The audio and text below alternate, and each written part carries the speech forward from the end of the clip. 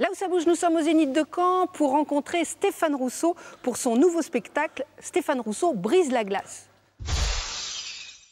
Jacques, qu'est-ce qui se passe? Je sais pas, j'ai entendu un bruit, mais c'est pas moi. J'ai deux annonces à faire avant. Alors une, vite. Parce que Stéphane Rousseau sera là le 29 mars, certes, pour le Zénith, mais ce soir, finale du concours Appassionato, violon Joël Clépal. Ce soir, donc, à l'auditorium du Conservatoire. Et c'est vous, le public, qui allez voter pour un des trois candidats, celui qui pourra avoir ce fabuleux violon pendant 2 ans. C'est donc au Conservatoire de Caen. Merci, Jacques. Merci.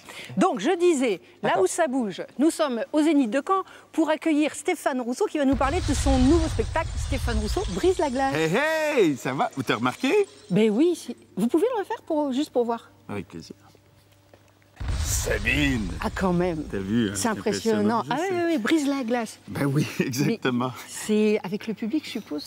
Tout à fait, Sabine. Moi, c'est ça, j'avais envie de briser la glace parce que je trouvais que l'image qu'on avait de moi était un peu aseptisée. Je trouvais que mes derniers spectacles étaient un peu politiquement corrects. J'avais envie de... L'autre jour, il y a une dame qui vient me voir, elle me dit « Je vous ai croisé en voiture et il y a quelques semaines de cela, vous n'étiez pas très souriant. »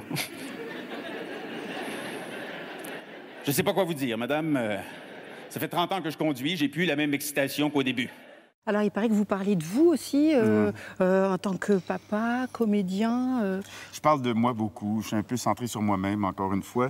Mais je parle surtout de mes défauts, cette fois-ci, contrairement à mes spectacles précédents où je parlais de mes qualités.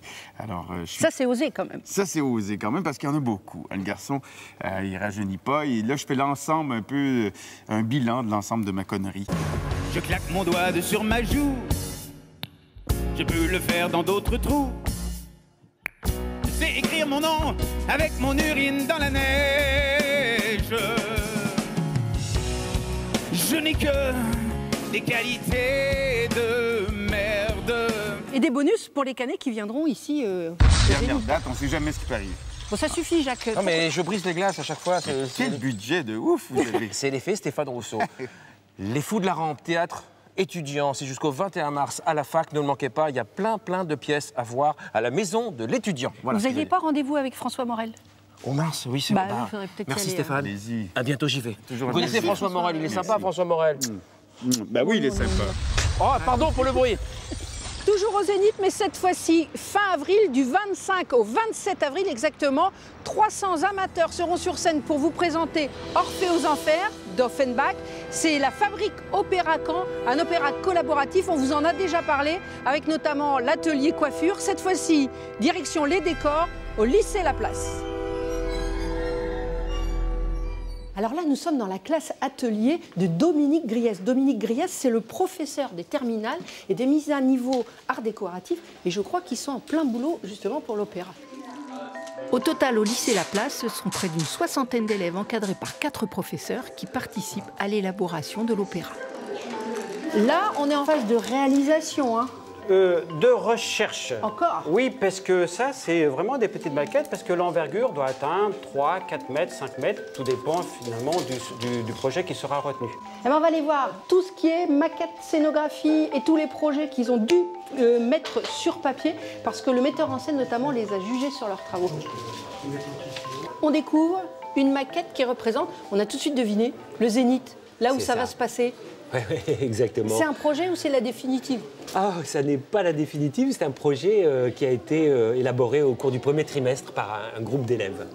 Et je peux vous montrer effectivement un ensemble de projets, puisqu'ils ont travaillé en fait avec leurs professeurs, suivant des contraintes qu'on leur avait données quand même. Qui étaient il fallait qu'une voiture puisse monter sur scène, il fallait qu'il y ait de la vidéo.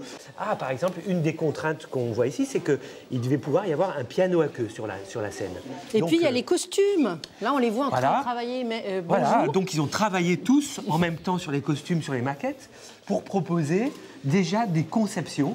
Voilà, à propos de tous les personnages de la mythologie, des personnages des créatures infernales, des créatures olympiennes. Et donc là, par exemple, on a choisi le Cerbère, le chien des enfers, et de le travailler avec une espèce d'idée d'origami, de pliage au niveau du masque. Ce serait un peu un Cerbère revisité finalement, c'est ça? Oui. C'était soit mais qui sera porté par un acteur. Il pourrait être porté par un acteur, ou même par 3, on a pensé à un moment que ce soit porté par 3 personnes, ou porté par une seule qui tiendrait 2 bâtons avec des lumières, donnant l'illusion d'être plusieurs dans un seul et même corps. peut-être. D'accord.